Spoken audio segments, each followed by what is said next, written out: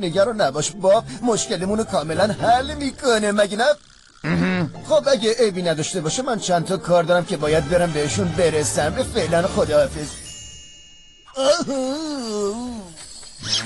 به به.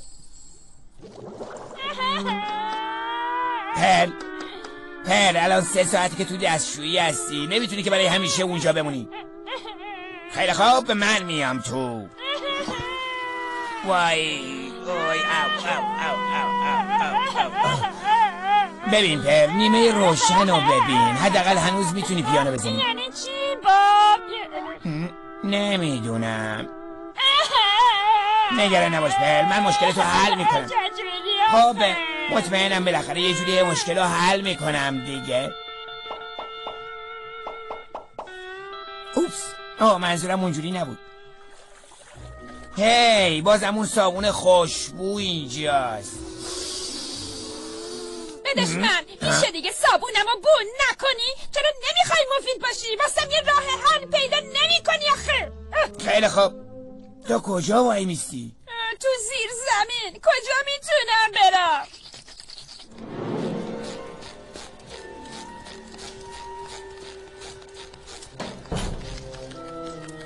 سلام.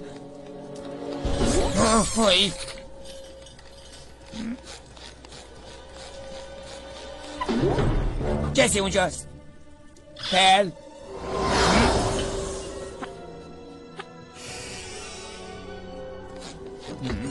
نه وای آقای خرچنگ.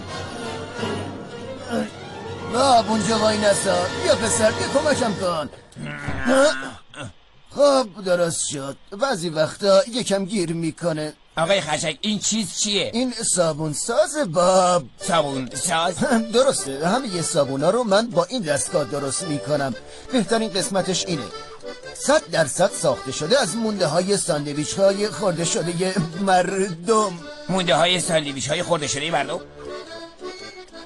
اونا رو با یه ضربه له میکنه و با یه مرحله کوتاه تبدیلشون میکنه به قالب های صابون های تازه با عطر و بوی جوراب های بوگندو. به علاوه کاملا رایگانه. یادت باشه که من کارم دقیقه.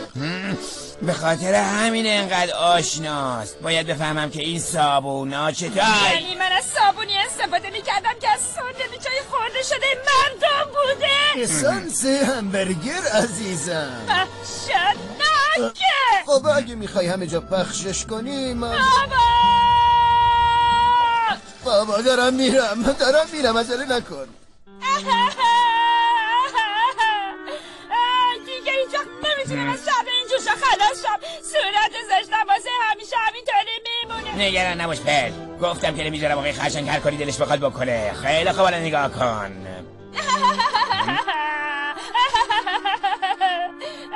جشن مدرسه بیکینی با وای قرار بود من تو اون جشن بدرخشم. یه لحظه صبر کن پل، دوباره اینو بگو. جشن مدرسه بیکینی با قرار بود من تو اون جشن بدرخشم با. خیلی خوب کافیه. فکر کنم من یه فکر خوب دارم. هنوز تموم نشده؟ چرا دیگه تموم شد. حالا چشماتو ببند و حاضر شو برای درخشیدن. 1 2 3. ددددم. نظرت چیه پل؟ نمیدونم دوستم چی میگن باب اسفنجی. خواهیم دید که چی میگن. مطمئنی؟ به هم اعتماد کن. دوستم شنیدم واسه یه بار. دوستم خیلی مزه شدی. واقعا؟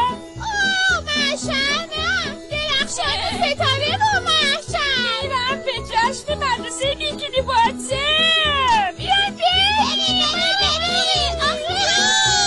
با دوستت خوش بگذره پل. جواهر